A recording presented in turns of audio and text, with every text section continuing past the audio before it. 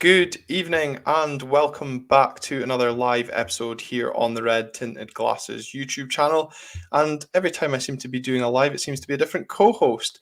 Delighted to have Jonny Main back in the co-host seat after some time away from the podcast, himself regularly standing in. Jonny, how's it going? Yeah, really good. It's been a while, but it's nice to be talking about a victory instead of a defeat. But I yeah, know it's it's a been a while. rarity. It's been a few months now, I reckon, since I was on. But I've been enjoying the podcast as always. Calum, Philip, whoever's in the co-host seat with you, Glenn, seems to be always a good laugh. Yeah, it takes a brave man to come on and step into the co-host seat and put their face onto YouTube as well, or voice onto audio. But as always, it's always appreciated for those that do step up. And I guess, Jonny, we need to rely on players to step up when needed for Aberdeen. Although, despite Barry Robson maybe indicating there would be a sea of changes, there was only two last night in the game against Motherwell. Dante Polvara and Leighton Clarkson coming in for Duke and Connor Barron. Yes, admittedly, I did not spot that Duke had been dropped. That's how much he's been setting the heather on fire so far this season. But I think I saw your tweet yourself. You were a bit surprised to see just the two changes. No, not surprised, because I think that's what Barry Robson tends to do. Maybe before the game, I was a bit disappointed and I thought we're going to see more of the same, but I wasn't necessarily surprised because I think that's what he tends to do anyway. He tends to rely on a core of players. And anyway, what do I know? So, yeah, he proved that Barry knew what he was doing, and I have no idea. Yeah, it just shows all of us keyboard managers and those of us that, like myself and Calum and the guys at ABZ, here we go, that like to maybe talk up what we would do right.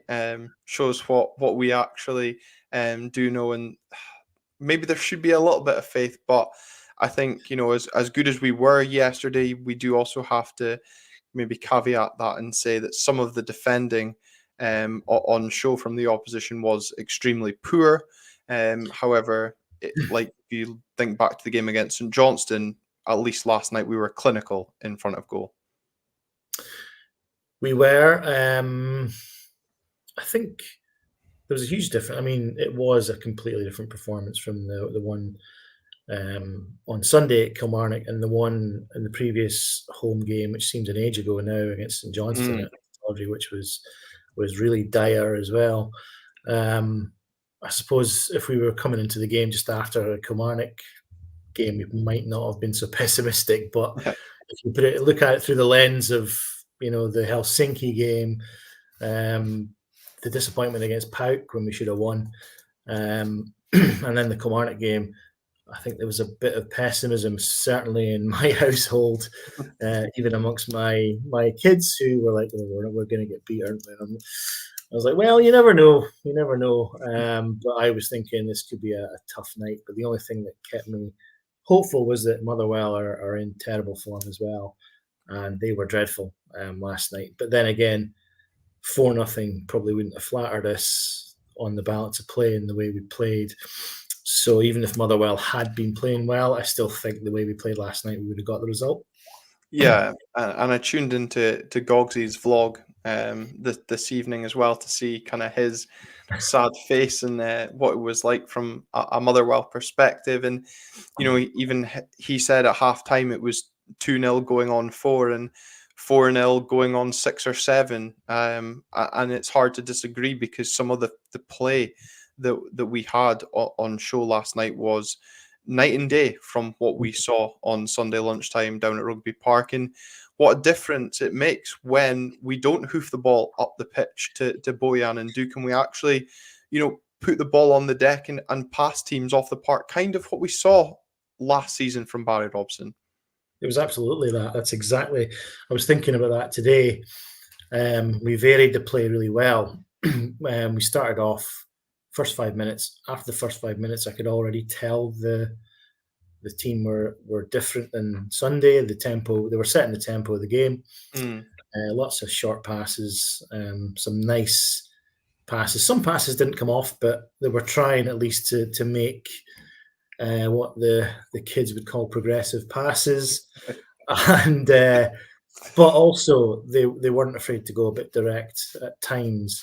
And yes, the pitch did have a part to play in that. The pitch was obviously a lot nicer to play on than the plastic at Rugby Park, but still. The team's attitude seemed to be completely different. They were switched on from minute one, and yeah, the first 5 minutes set the tone for the rest of the game. And I was actually pleased, with the opening 10-15, even though we hadn't scored. I thought we're playing really well. If we keep playing this way, it'll come, and it did. Mm-hmm. Yeah, and I'm glad it did come in. I think what was interesting last night as well was obviously the couple of changes was in the midfield. We went back to, as everyone's calling it, the Frankfurt formation with the one up top. And as Kaiser says, Clarkson showed some tremendous touches. He must get a free role every week. We really saw the Leighton Clarkson of last season last night against Motherwell. Some real kind of moments of quality, playing in that advanced role where I think he's personally better suited. And for all the praise that Leighton Clarkson and Jamie McGrath got in that midfield, I actually thought Dante Polvara was really good last night in kind of doing some of the dirty work in that midfield in terms of winning the ball back. I think it was the second goal, for the link-up play that Bojan and Nicky Devlin has. Polvara does a really good job of holding off the defender and holding up the ball to lay it off for Bojan in the first place, I think it is. So those two really kind of complemented each other well, and that's what you want to see when you're making those sort of changes. Correct. I think having the extra man in midfield definitely suits the way the team is constructed. It might have been my imagination. I am not a tactical whiz at all, but I had the feeling that Devlin got forward a lot more last night than compared to Sunday. And I think Jack McKenzie also got forward a lot more. Mm-hmm. Kind of like the Pout game more than Sunday. Polvara, he's got a physical presence that he's starting to use now to our advantage in the league. I thought he was quite quiet. I was thinking about that today. I thought he was quite quiet, but I think he was effective. It's funny because I was thinking about that as well, and I kind of agree in terms of that quietness, but it was almost that quiet effectiveness, kind of not saying he's up there with like a Kenny McLean or, the predecessor in there that we rarely speak of, but doing kind of that dirty work and effectiveness, as you say, in midfield, but probably not being recognised for it. Probably, but I mean, the recognition he gets is because Clarkson had, I think, his best game of the season by a distance last night, and he had the time to spray the passes. There was one pass in the second half. He pinged a beautiful skimmed cross-field pass that was about an inch off the ground. I just thought he's feeling it. He's feeling confident, but he's not had the time or the space so far, and having that extra man in midfield gives him the time and space, I think, to play his game. And that Motherwell midfield last night was pretty ineffective. Yeah. I've no idea what formation they were playing actually, but we just seemed to be. We seemed to have men all over them. I mean, they were giving the ball away. We were breaking up play in their half frequently. And it just seemed like we were all over the place. And that's probably testament to the work that Polvara, Shaney, Clarkson and McGrath put in. Yeah, and Rob McLean and Stevie Cowan spoke about kind of those players coming in terms of Dante and Leighton and trying to stake a claim ahead of Saturday, of course, the semi-final coming up on Saturday evening. Has Leighton Clarkson given Barry Robson a bit of a selection headache? Because Connor Barron's been excellent for us in recent games, but you can't ignore that performance from Leighton Clarkson. Do you think Barry's got a decision to make now? Definitely. Personally, I would play Clarkson. If we're playing the same midfield or starting with the same midfield, I would play Clarkson again. Although that is harsh on Barron, to be honest. Yeah, it's a toss-up, really. I wouldn't be if we get to, like, an hour and a half before the game and the team comes out and it's Barron and not Clarkson, I'm not gonna be disappointed. No. I would still prefer Clarkson because he does have that little bit of magic. And if we have an extra man in midfield, because I think Hibs play the two wingers and the two in midfield, I think we could get an advantage on them there.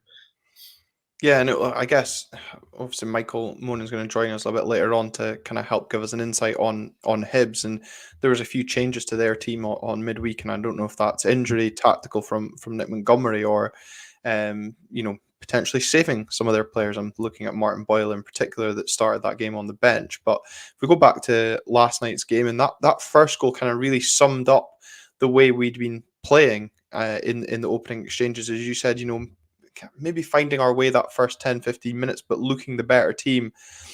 And then maybe it was getting to that stage where, are we going to capitalize? And an absolutely superb ball in from Nicky Devlin. And I had question marks around the defending from a Motherwell point of view. But Jamie McGrath putting his head, I guess, where it hurts a little bit and directing the header past Liam Kelly, and probably settled any nerves that certainly Aberdeen fans had going into this game, and certainly settled the players as well, because a reward for their efforts in those early exchanges. Yeah, the goal came at a really good time. I think it was it was a bit of a lull in the game, and Motherwell started to get a bit more possession, and then we scored. Devlin has been the signing of the season for me. His cross was good. I think it flicks off the first defender a slight bit, but I'm not sure it makes that much of a difference. What impressed me, though, I know the defending was bad, but what impressed me from McGrath was that he didn't, in that situation where there's a man in front of you, sometimes the player behind just thinks he's not going to get it and isn't alert if the ball does come to him.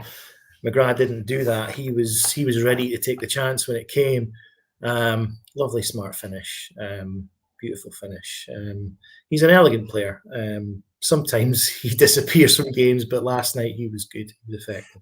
Yeah, I'm glad for the large parts we're getting the St Mirren Jamie McGrath, not the Dundee United Jamie McGrath so far. And I think the point you make about being alert in the box is really kind of relevant to last night, because I think that's what we were last night. Every time the ball was kind of breaking, there was an Aberdeen player looking to get on the end of it where possible, and that sums up the second goal as well. Excellent build up. It seemed to come on the end of a really well worked passing move. I don't know how many passes kind of were involved in total, but again, from a Motherwell point of view, they must be so disappointed, because it was an excellent tackle on Bojan Miovski. Kind of no claims that it should be a penalty or anything. But once again, from an Aberdeen point of view, we're alert to that second ball, and Nicky Devlin, don't know what he's doing up that end of the pitch, similar to Hacken, but a terrific finish, and kind of giving us that comfort blanket with a 2-goal lead.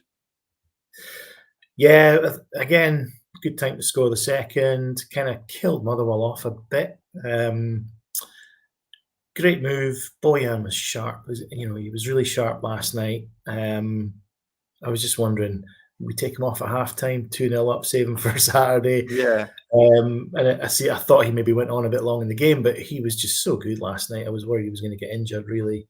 Great tackle, as you say. Really easy for the Motherwell player to foul and concede a penalty and probably be sent off. But Devlin was there. Lovely side foot with the left as well, I think it was. Not his strong arm. I think it was his left foot.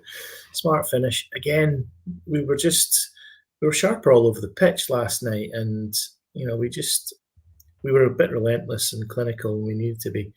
It was good going into half time, but the 2 goals instead of the 1, it was more relaxed for the second half anyway. Yeah, no triple changes needed last night, but it just kind of question marks, though, I guess rightly, from some fans, given the fact the performance, and I know the pitch is obviously a huge factor in the mental fatigue potentially from the Thursday night, but how we can go from looking so clueless on Sunday to looking so sharp and alert on Wednesday night, because there's still not that much time between the games involved in that period. But just wonder how many home truths needed to be told on that journey back up the road on Sunday afternoon. I'm sure that played a part in it, and I'm sure, as Robson said in his post-match, that the mental fatigue of the Thursday games seems to take more out of the players than I think we thought, Mm. and especially with the Pout game being one of those where we've snatched defeat from the jaws of victory. The players must have been feeling as flat as probably we were, Yeah. maybe even probably a lot flatter, actually, given that they were involved in the game. But yeah, the difference in attitude, the difference in sharpness, it's hard to explain. I can't explain it. Robson probably tried to explain it last night, but I'm not sure. The pitch is one thing, the mental fatigue versus last night. But as you say, we had like 3 days between games. We didn't have a lot of time to recover and train. But I'm just amazed at the way it's not just the approach and the mentality of the players, but we played a completely different game. It's like, Mm-hmm. we have got it. We have got the ability to play a short passing game and mixing it up with direct passes when we want to. I just wish we did it more often. Yeah. Yeah, absolutely. And you spoke about kind of the sharpness as well. And two of those players that really kind of stood out as being sharp were both Bojan and Jamie McGrath last night with their touches and their movement as well. And again, last night, I think I mentioned it after the Pout game as well, that it really feels like we're really having to enjoy Bojan for as long as possible, because putting in these performances and you know being that standout up top when the other strikers aren't scoring. Obviously, we'll come on to the fact that Duke got his second league goal of the season a bit later. It is going to continue to grab attention. Don't want to think about that, but yes, you're probably right. And I think we're going to struggle in January to hold off bids for him. And I'm not even sure that we'll be able to succeed in doing that. I'd prefer him to stay, obviously, but it's clear he's motivated just now. He is really putting himself in the shop window with a view to getting a move to a higher level. And fair play. I mean, you can't grudge him that. He's still doing it on the park. Some players he's not want. I don't think he's wanting away as such, but I No, think he's aware. He's aware that if he does play the way he is playing and keeps scoring goals and creating chances, then other teams are going to look at him. Yeah, I don't want to think about it though. I guess though on the other end of the scale, you've got to look at the money that we've spent in the summer. We've paid a lot of money for some questionable signings at this moment in time. I guess it's kind of harsh to judge on the lack of minutes for some, but we've spoken about both Nicky Devlin and Jamie McGrath. Two excellent additions to the squad, although obviously McGrath came in with a few question marks from the support, but proving to be worth every non-penny that we spent on them right now. As you said, Devlin's certainly up there for signing of the season. He's got to be signing of the season so far. I think he's played. Has he played every game? I think he has. He's consistent. He was poor on Sunday. I mean, everybody was poor on Sunday, but I mean, I noticed that he was really poor on Sunday. Whereas even when the team isn't playing well, he tends to be one of those players who's a solid 6.5, 7 out of 10. Devlin has to be signing of the season. McGrath, I'm still not 100% sold on, because I do think he drifts in and out. I mean, that may be just the type of player he is. If we're on the front foot, he's a good player. If we're on the back foot and if we're passive in a game like we were on Sunday and against St Johnstone, I think he struggled as well. He doesn't look great, but more in the plus column than the minus for me at the moment. Some of the other signings, I'm sure we'll come on to them maybe. Yeah, well, the musical box says I'm impressed with Gartenman and Jensen. I think out of those two as well, we only spent money on Richard Jensen, of course, Stefan Gartenman on loan as well. And, they've impressed so much that, of course, they're keeping Angus MacDonald out the side just now as well. But, I guess last episode we kind of spoke a little bit about the levels of recruitment. There are some shining lights in there just now. And we just need to see kind of a bit more regular levels of performance, I think, as you say, with like the likes of Jamie McGrath when he can float in and out. Last night, obviously, we're going at a 2-0 up at halftime, potential for more. Were you relatively content at halftime, or a bit disappointed in the greediness of you to maybe want us to be more than 2-0 up at halftime? No, in context, I was delighted with 2-0 because after Sunday I was expecting a tougher game. So yeah, we might have had more goals at halftime, but then Celtic struggled to beat them at Fir Park earlier in the season. So 2-0 at halftime away from home, you can't be too greedy.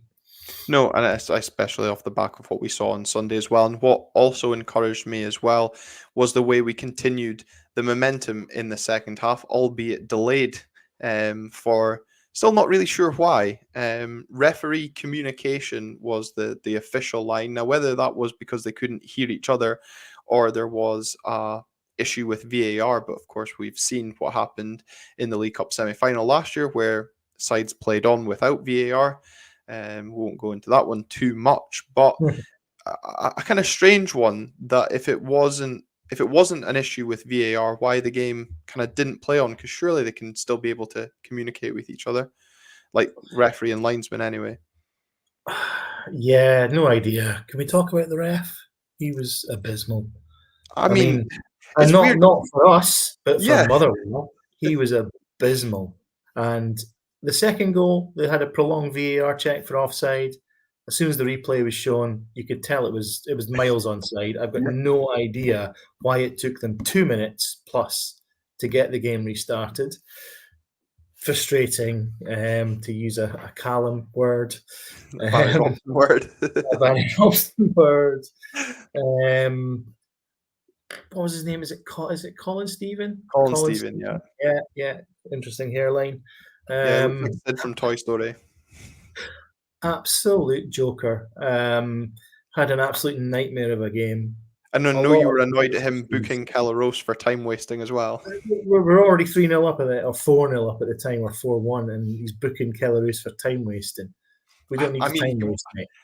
He was time wasting, to be fair, to Kel. But some of the decisions were a bit baffling, and he certainly rattled the Motherwell players and fans in that opening 15 minutes of the second half. Although, strangely, I couldn't really argue with some of the decisions. I think what was annoying me was, I think it was Spencer who got booked for Motherwell. He had at least one or two challenges, including kicking the ball away, that could have resulted in a second yellow, and I think Calum Butcher as well, as we were discussing last night, when it was more of a surprise that he got booked for handball, not hacking one of our players down. Yeah. He too could have found himself getting his marching orders as well. So as bad as the referee was, but good in our circumstances, could have still been better for us. He should have sent off at least one of their players. I think the not frustration, because I was quite happy he was incompetent. There were a few challenges that went in against Motherwell players where you'd be shouting for that as a free kick if that was against if that was your team. And more often than not, the easy option is to just give the foul, because there's contact, blah, blah, blah. But he was seeming to insist that they get up and play on, and there's no foul there. I thought that was really amusing because the home fans were going mental.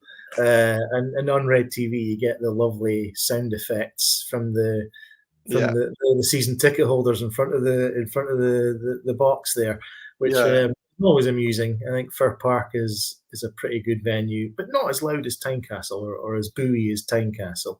Yeah, or as booey as Ibrox was a couple of months ago. Brilliant. But yeah, the ref was a joker, but he didn't affect our game as such. But yes, Motherwell, dreadful team, full of hackers, full of Calum Butchers, really. And when I saw, actually the first time I saw he was on the field was when he got booked for handball. I was like, oh, he's on the field.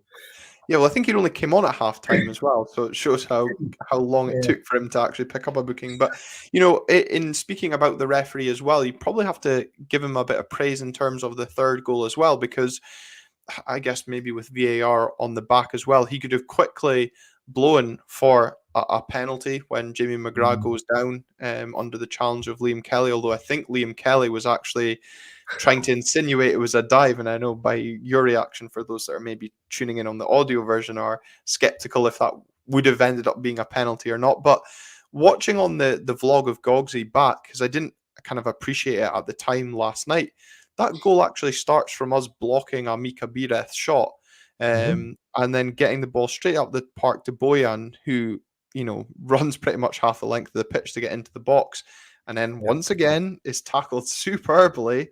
But once again, it is an Aberdeen player alert to the ball, and Jamie McGrath finishes after contact, no contact. William Kelly goes down. I was thinking penalty, but Jamie McGrath straight back up and puts the ball into the back of net. And I'm guessing in your mind it does that because it wasn't going to be a penalty.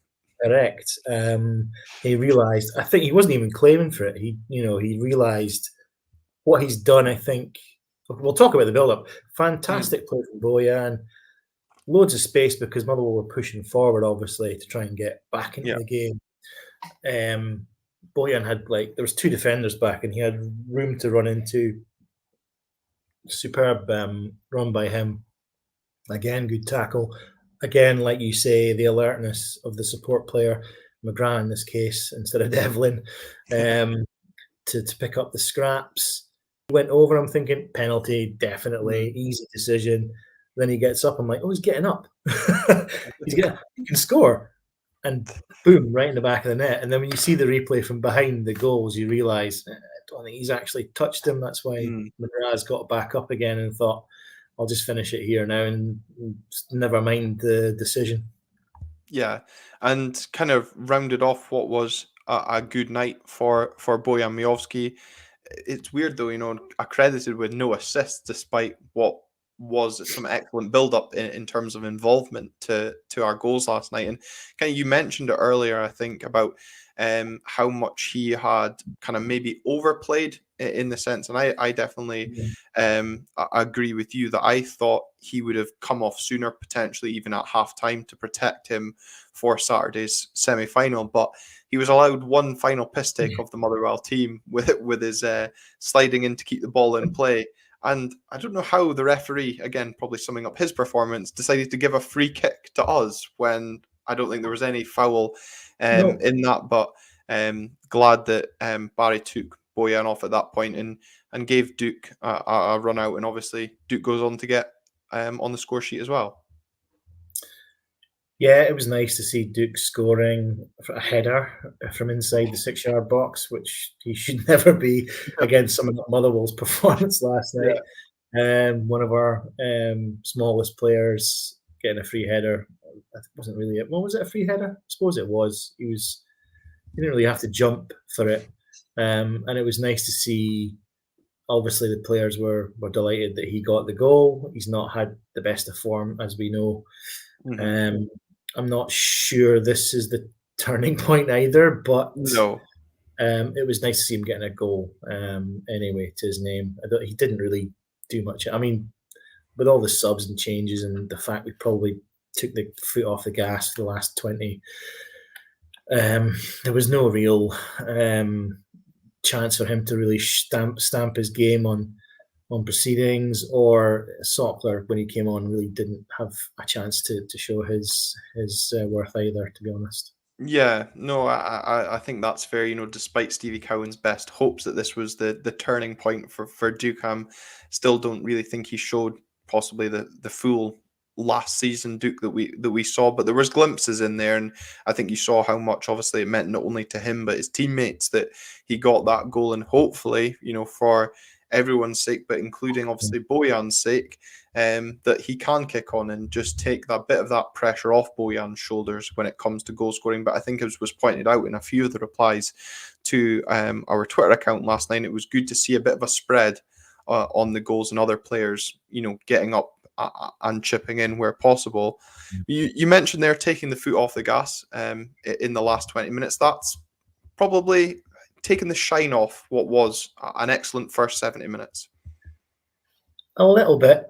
I was really annoyed at the first goal we conceded. although there is a deflection on the shot, it's a loopy kind of shot, and it does bounce in front of Roos before it hits the back of the net. And it's one he should still be saving, and he was raging at the defence just immediately after it. So I'm not sure if there was somebody blocking his view. He couldn't see the ball until it was too late. But it's one he'll be really disappointed with not saving. And the second one is, it's casual. It's a mistake. I think is it Rubizic that makes the mistake? Yeah, nice header on actually. Yeah. The back post, but just a lapse in concentration. We need to cut those out on Saturday because we're playing a better team. Although the table doesn't necessarily reflect that at the moment. I expect Hibs will give us more troubles. But I'd just like to go back to the point we're making about the Duke goal and then everything. Last night, I think the difference between the way we played last night and some of the games after bad defeats last season was that it's obvious that the players are still in a good place in terms of team spirit and in terms of playing for the manager, if you like to put it that way. Yeah. So that gives me hope that that we can actually kick on and string some results together in the league, which we need to do now after Saturday, of course.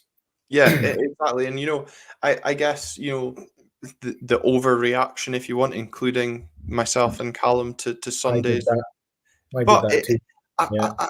It was probably just given the level of performance that we saw, because as I said, I don't think it was a performance befitting of the Aberdeen shirt. But win last night, and we went on to we've got a game in hand, win that game in hand, and we're sitting in 4th place. It's remarkable how tight. I think it's only, is it 7 points separates 4th down to bottom of the table? I'm sure it is. I think we're 8 behind St Mirren. We played this, or is it 6? Actually, is it? I'm not sure it's 8. Anyway, we've played the same number of games as them, but it's unbelievably tight, which is why I'm saying we need to put a run of games together to put some distance between ourselves and the rest. I think, I forgot what I was going to say just there, but it's good that we have the cup game on Saturday to kind of reset, let it sink in. I think we need to win obviously on Saturday to get to a cup final. But I think the league being the bread and butter, I'd like to see us going above Hearts and putting some distance between ourselves and them sooner rather than later. Yeah, they've had a tough run of fixtures, and we're not above them yet, although we have a game in hand. So I was kind of hoping we'd come out of this little group of fixtures 4-5 points ahead of them, but it hasn't been, unfortunately. No. And we played,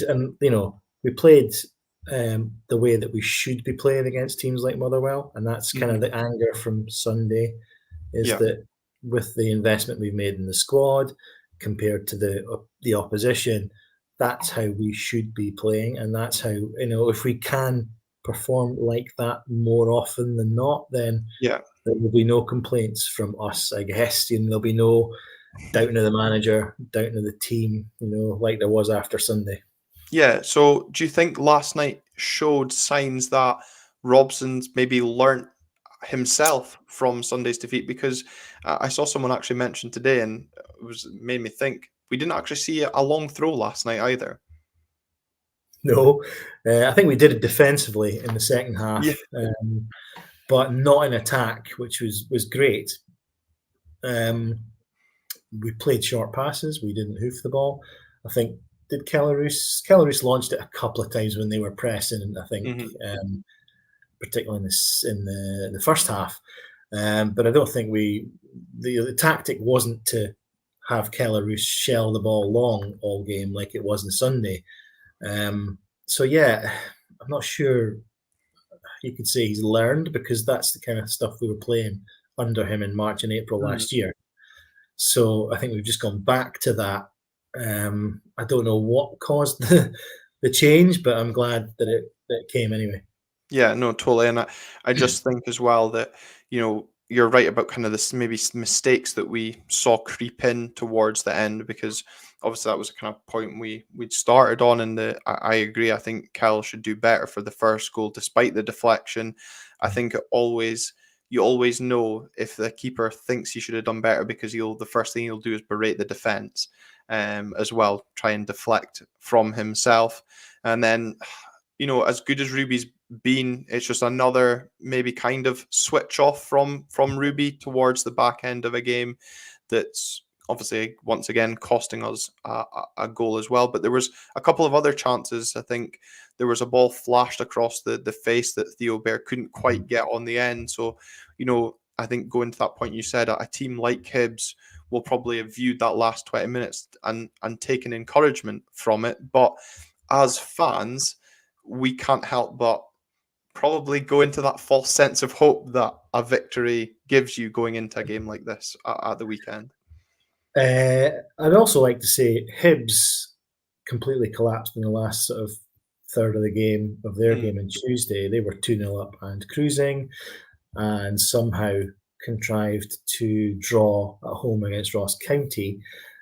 So there may have been, because there's a cup final coming up on Saturday, players' minds start turning towards, they think the game's won. Our game was won. We were 4-0 up. Hibs didn't get the job done, which is pretty funny, actually. But I just think it was a switch off. I think it's understandable as well. To the majority, especially in the defence, when the majority of those guys thinking they're going to be starting on Saturday, they probably will be starting on Saturday. Yeah.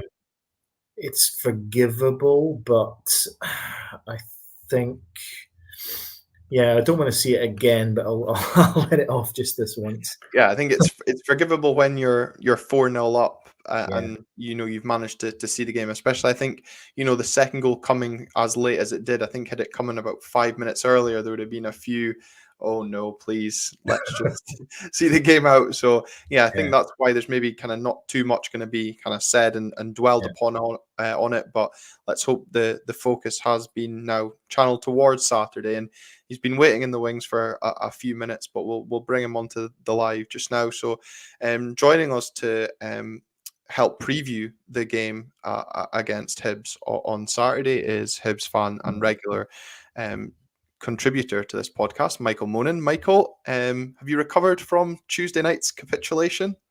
Nah, it wasn't great, but these things happen. I heard what Jonny said there. Don't think I never heard what you said there, Jonny, regarding it being potentially funny. Humor's subjective, of course, but I don't know what happened, to be honest. I think we just thought we'd won, and then the manager tried to see it out, and then the changes that he made were not very good. So we kind of lost our shape and lost our way a wee bit, and then they scored twice. To be honest, that's kind of what happened. It was not really that good a game. I mean, I know there was 4 goals in it, but it was not a great game. And you've obviously got a new manager since the last time the two teams met. Nick Montgomery's come in. How would you rate Nick Montgomery so far? Obviously a bit of a tough patch just now and a bit of a winless run, but what have you made of his appointment so far? I do like him. There's an element of he is having to do and implement a system that players that they're not his players, basically. And I know we've drawn quite a lot of games, but they're games that we would have lost under previous managers. Especially in the positions we were in, 2-0 down at Tynecastle, we would never have came back under Lee Johnson anyway. The other night, we would have probably got beat. We would have probably got beat from Celtic at home. So there's definite improvement. You can definitely see what he's trying to do, but he's still learning himself, and he's still trying to get to know our players, and he's trying to get our players to learn a system that he wants to do. So that just takes time, but definitely an improvement in terms of overall stability, I would say. And the fact even that we won like the quarter-final game, like that was a hard game, especially at the time. Like, some of them were absolutely flying at that time. So we had one of the tougher games, to be honest, of the whole draw. And I guess, quite comfortable. Johnny, listening to Michael kind of describing some of those performances from a Hibs point of view, 2-0 down at Tynecastle, coming back to draw 2-2, 2-0 up at home to Ross County, drawing 2-2. David McLennan earlier in the show said that Aberdeen are Jekyll and Hyde. You never know which Aberdeen will turn up on the day, and I guess that's very kind of on trend just now. And Hibs sound very much similar, and I guess both sets of fans will be hoping the best version of themselves turn up at Hampden on Saturday. I'm hoping it's the Euro Aberdeen that turns up on Saturday. Maybe we thought we were going abroad and went to Motherwell last night. You never know. But hopefully it's the same. Hopefully it's the same formation as well. I think that would probably work in our favour from what I know about the way Hibs are trying to play, and that's very limited, I have to say. And it's also informed by listening to your match against Celtic on the radio on Saturday, and hearing the Sports Sound pundits who are useless. Having a heart attack every time Hibs try to play the ball out from the back. So it seems to be that Montgomery's got them trying to play football out from the back, a la Stephen Glass, with Rocky Bashiri and Paul Hanlon as the two, or the raw materials, which might not necessarily be the best thing. No, and Michael, how do you feel about that kind of style of play from playing out the back? Is it, I guess, as you mentioned, it's not exactly players that Nick Montgomery signed, and he's dealing as best he can with that. Is that causing those players problems? I just don't like it. I like good football, but I don't like when my goalies try to pass the ball across the 6-yard box for no real reason. It's a needless way to make me worry, I think. And I just, especially in a game like that on Saturday, like, you could do it 9 times, right, and it's fine. You get the ball away once, they've scored. Game, like, do you know what I mean? It's too high risk for what it is, and we're not Man City. Do you know what I mean? Like, Man City can play at that, Barcelona can play at that, Real Madrid, like all these amazing teams with goalies that could play centre mid for most clubs in the world. We do not have that. Do you know what I mean? And I think we need to sort of realise where we are, and there is nothing wrong with just hitting the ball up the park. There's nothing wrong with it. And I noticed on Tuesday night against Ross County, David Marshall's now dropped down to the bench. Sadly, I was hoping that he might come into the game on Saturday. But also Martin Boyle was dropped to the bench as well. Was there some changes to that lineup on Tuesday? Do you think that was Saturday in mind? Or I know certainly your opinion on Marshall will be in performances that will have affected his place in the team.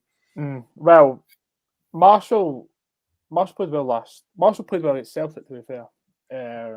Very poor against Rangers, but he played well against Celtic. I think he was just not dropped, like rested on Tuesday. Yeah. Martin Boyle was definitely rested, but Martin Boyle's been very poor this season, to be honest. So I'm hoping a return to Hampden might spark something for him. Not. Who else was that? Yeah, we made a few changes, like Obita dropped out for Stevenson. Joe Newell was rested. I saw Junior Tavares started as well, of course. Tavares. I got a goal as well. He's a man reborn, by the way. You want to talk about Nick Montgomery's, how he's made a player out of him is unbelievable, by the way. The guy couldn't pass the ball prior to Mr. Montgomery coming in, but now he seems to have earned himself a place in the starting 11, and he's took his goal well. I don't know if you've seen it, but good finish, to be fair. So if he's starting on Saturday, who drops out then? Well, this is the thing, because he started against Celtic. So in terms of who drops out, I don't know. I for what's worth, I don't think he will start. I think Levitt will start. To be honest, I think Levitt came in on the other night. Levitt was brilliant. So I think Levitt will probably start in midfield rather than Tavares. But the thing is, we've got so many options going forward as well that they could play any of them. To be honest, I don't know. And I guess that's Nick Montgomery's maybe a bit spoilt for choice then in terms of selection.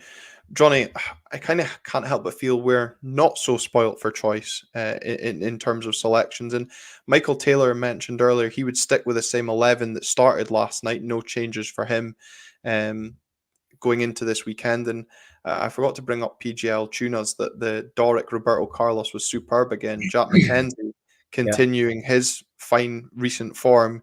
And obviously with Jimmy McGarry continuing to be absent from the team, really cementing that wing back spot. And for me, kind of going into this game, it really is probably, do you start Connor Barron or Dante Polvara going into this game for me?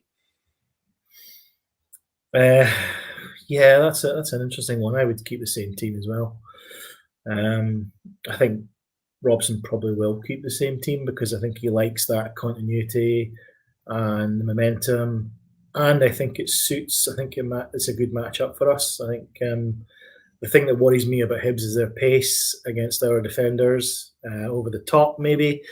But I think if we can get the midfield dominated, and that'll mean Shinnie and either Barron or Polvara with McGrath and Clarkson, playing a more freer role.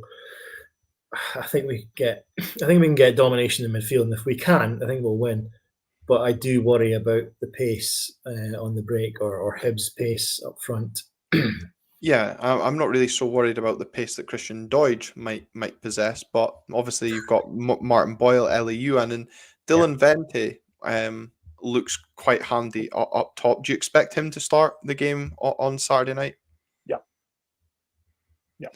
Yeah. In terms of, can I just he doesn't. He's not his goal scoring record isn't great so far, but he basically sacrificed himself last week to mark Calum McGregor, and he pretty much marked Calum McGregor at the game. That's why they couldn't pose any real threat to us. So he's very, very clever player, Dylan Vente, in that he will start off a number 9 centre forward, but he will put himself on either the holding midfielder to nullify them, or target a centre half to nullify them, so that one of our other players can do their stuff. So even though he might not be a out-and-out number 9 in terms of a focal point for goals, although I do think if he gets the ball presented to him with a goal score opportunity, he'll probably score. He does offer a lot more that a lot of people probably don't see in terms of overall play. So I think he's a massive player for us. Yeah, and Dodge is injured, by the way. That's why he won't be. Oh, okay. To be fair, I thought Dylan Vente was absolutely terrible at Pataudry, and it wasn't until Lafondra came on that he's actually looked half decent going forward. But obviously, we switched off, and again, Jonny going back to that kind of lapses in concentration. And I think, there's been a few comments about the kind of quality of the both sets of teams going into this game. The musical box saying, I think man for man, we are quite a bit better than Hibs as long as we have the right team on the field. I don't know how you feel about that comment, but I do feel from an Aberdeen point of view, it's going to be our setup and how we approach the game on Saturday that will kind of dictate whether or not we get a positive performance. Because if we can kind of dictate the game as we did last night in terms of use our passing style, I personally think Hibs will struggle to cope with that. I think I disagree with the musical box. I don't think there's a massive difference between the teams. I do think Hibs at the back can be got at. I think they're quite fragile at the back. I don't know if Michael would confirm or deny that. But I think if we can play the same way that we played last night and not hoof the ball long, play a bit of football, and play through Hibs midfield, I think we can win, but it's a toss of a coin for me. I don't know who's the favourite going into it. And I wouldn't be confident in saying we'll definitely win if we play well, because, again, Hibs have, I think, a lot more threat up front than Motherwell or Kilmarnock for that matter. And we've had one good result, one bad result going into it. So I don't know what team's going to turn up on Saturday. I'm hoping it's the one last night, and that Jekyll and Hyde thing comes back again. I don't know about Hibs. I don't know. I've not really seen them at all this season. I don't know if they're up and down or if they're consistent but just slip up occasionally. So I think we can get at them at the back. I think Miovski's in great form. I would hope he would give them some trouble. And I think Duke probably starts on the bench. And if we're chasing the game late on, he'll come on to give them a bit more to worry about. But I just hope it's a good game. Yeah, I hope it's a good game as well, and I think I'd agree with you that Duke probably does start on the bench. Michael, of course, you've got freedom to reply on some of the points there that Jonny made about the Hibs defence being potentially your weakest area, and as Michael Taylor said in the comments as well, he hopes Hanlon plays as for him. He's a bit of a liability, and I know you obviously messaged me earlier this afternoon saying that the result probably Aberdeen got hasn't kind of helped. Now certainly players like Bojan, Jamie McGrath going to be going into this weekend full of confidence. But Michael also highlighting that he feels Ellie Yuan's by far your best player, very dangerous. Would you agree with that assessment from Michael Taylor? No. No, sorry. Yuan's he's a good player, but Joe Neal's our best player. Joe Neal if Joe Neal's in control of the game, we'll win the game. I think it's as simple as that. I would agree with John. If everyone's midfield battle will win the game, probably for a fair point to be fair. But I think if Joe Neal is in control of the game, we'll win the game. I think. I would agree with Michael there about Hanlon, but I don't think Paul Hanlon will play. He's kind of been ushered out the team a little bit since Montgomery's came in. It'll be Rocky and Will Fish at the back, I should imagine. And this is a sentence I never thought I'd ever say. But Rocky Bashiri coming off on Tuesday night cost us the game. Wow. Because he was winning absolutely everything against that team, who are an absolute gang, by the way. Winning absolutely everything. Physically, one of his tackles, they weren't getting past them, and then they took him off, and the defence went into absolute disarray. So hopefully Montgomery learns for that, and I don't think Paul Hanlon will be playing. So hopefully that's not something we need to worry about.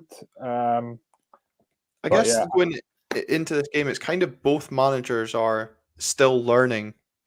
Obviously, I know Jonny, your feelings on Barry, and obviously I think I quoted you on the last episode about using the term apprenticeship, and about in terms of even just speaking about the Motherwell game, he's learned from some of the kind of style of play going into that. Nick Montgomery's only a handful of games into his Scottish footballing career. These are two managers that are going to be feeling each other out, but also trying to get the best product. As Paul Donaldson says, it's going to be a very close game that could go all the way, hopefully. Barry has the team practicing penalties before they head down the road to Glasgow tomorrow night. Could be a late one then. I do hope it doesn't go to penalties. It could do. It'll be tight. I'm expecting goals because we can't keep the back door shut and neither can Hibs. So it could be like a 4-3 or something wild like that. Now I've said that, it'll be 0-0 or 1-0 or penalties after 0-0, and who knows. I just don't know what to expect, but it should be good. I'm coming over, so it should be a good day out, if anything. I've got a question. I don't know if you've covered this before me coming on, but do you think the fact that this will be Aberdeen's 4th game in 9 days will have an effect? We didn't cover it, but I did kind of touch on it after the Kilmarnock game, and I think it's fair to say it could have an effect. But with all this sports science going on, there should be recovery. I think for me, it's the up and down that might take out on the players as well. The traveling that gets involved, and I'm sure especially last night was probably a late night getting back to Aberdeen and then trying to get that rest into them. But I guess, Jonny, that is a fair point, and we could see that potentially affecting Aberdeen last 15-20 minutes. But Barry did want to pride himself on us being a fit team. it is a fair point, but we did have sort of 2.5 weeks off before that. True. So it's not like it's been 4 games in 9 days off the back of, week in, week out. So the players have had rest. And obviously Robson doesn't think it's an issue, because otherwise he would have done what Montgomery did last night and rotated the starting 11. So I think the reason, I'm coming back to it again, the reason that Barry Robson said we were leggy on Sunday is more to do with mental fatigue than actual physical fatigue. And they didn't really show any signs of physical fatigue last night. So, no, I don't expect it to be a factor. And I don't really think, though, that physical fatigue kind of showed last night either. I think the point you made about maybe just kind of mind switching to Saturday was more what we saw in that last 10 minutes. Yeah, I totally believe that. It was 4-0. The game was done. We didn't have to press it. It was annoying for us as fans to see us losing 2 cheap goals, but it didn't cost us anything except goal difference, really. Let's see. McAttack saying that the team have actually stayed down in Glasgow, so that makes sense, because they'd be back late last night and then back down again. You would assume Friday, staying overnight. Yeah. Well, I think Connor Barron alluded to that, going down on Friday, so I agree that does make sense. Michael, we spoke about the kind of the pace. Well, certainly Johnny's touched on the pace that Hibs possess and can look to hurt Aberdeen. Paul Cockwell, resident Hibby that tunes into the show, so you're not the only Hibby on the show tonight, Michael, says about Martin Boyle loving that Hampden pitch, again, a point that you've made as well. How much are Hibs possibly going to look to use that pace and maybe counter-attack Aberdeen? Again, if going on that point you made about potentially the amount of games in such a short period of time catching up with Aberdeen. I think we'll definitely look to utilise our pace, but I don't think we're going to. I think we'll have most of the ball, to be honest. I hope we do, because that's how we'll win. Yeah, I think we'll have most of the ball, to be honest, and I think that we'll look to try and just pass the ball about and get our sort of quicker players to move about until one of your players stops concentrating, really, and then take it from there. That's what I was asking about the 4 games in 9 days sort of thing, because say this is one of the Hibs ones I did earlier. If we thought you were playing like 5 in midfield kind of thing. So if you are very disciplined, very compact, very rigid tactically, not only is it a lot of running about, but it requires an unbelievable amount of mental focus. And all it takes is one player to switch off, and we're in behind you, and then we've scored potentially. Do you know what I mean? So I think if we've got plenty of the ball, we'll more than get enough chances to score, or at least look to threaten you. And it's not just through Martin Boyle that we'll look to do that, although he's handy to have. Yeah, and I think that's a fair point. And again, Johnny goes back to the point that we made before we kind of touched on this about kind of those silly mistakes and having to stay focused for the full 90 minutes and kind of not switch off. Yeah, although we probably showed that we can do that at Ibrox, although we did let in a goal there. And the Pauk game for 70 minutes, again, Pauk and Rangers probably better teams than Hibs. I think we can absorb that pressure from Hibs. I'm not sure it's going to be like a 60-40 possession split. I think it'll be closer than that, but I think probably we'll be happy to let Hibs have the ball in their half and look to press and break the ball and break up their moves. But yeah, midfield's where it happens. Shinnie versus Newell in the midfield. It should be good. The bookings. One thing I'm interested in, I don't know what you guys think. The Hampden pitch last year for the semis was a disgrace after a load of rain on the Saturday game. Remember? Playing against Celtic. I don't know if because they've had loads of rain lately, I'm be interested to see what state the pitch is in. I don't know if they've relayed it since then. Well, I know obviously Queen's Park played at home to Partick Thistle last Friday, and I didn't actually catch any of that game. I don't know if it was the televised game on BBC Scotland, but I don't think there'll have been a game played on that, and it's probably a fair point, probably a benefit to us playing on the Saturday, and we don't have Rangers and Hearts turning up the pitch as well. But I guess kind of on that as well, one point that's maybe going to be potentially picked up more so by the media rather than both sets of fans is the ticket sales going into this game. You know, Johnny, we're slowly approaching 13,000 sales from an Aberdeen point of view. I think given the, amount of away fixtures we've got, the fact that we're travelling to Greece on Thursday as well, and then Parkhead, I think, 13,000 isn't to be sniffed at, although I know if obviously either side makes the final, I'm sure it'll be difficult to argue for a 50-50 split. But what do you make of the ticket sales going into this weekend's game? I'm not surprised. 13,000 is just what we take for semi-finals. Bearing in mind it's a later, I know it's a Saturday, but it's getting home if you're not driving or on a supporters bus might be difficult. Michael's laughing. I don't know why yet, but I guess we'll find out. It's going to be the train comment's going to come out. I'm not surprised. I think it's 13 is decent. I'm quite happy with that. Yeah, I'm happy with that as well. And I think, Hibs, by all accounts, Michael, have sold the same sort of amount of tickets going into this weekend. Well, I don't want in the ticket office, so don't quote me, but I believe we've sold just over 15. But I'm not. I don't know. I hate this argument. You know what I mean? I buy my ticket. I'm going. That's all I can do. Do you know what I mean? That's I don't care. As long as I'm there, I don't actually care. I'd be if they played in front of me. I'd be fine. Get the game on. As long as I'm there, I don't care.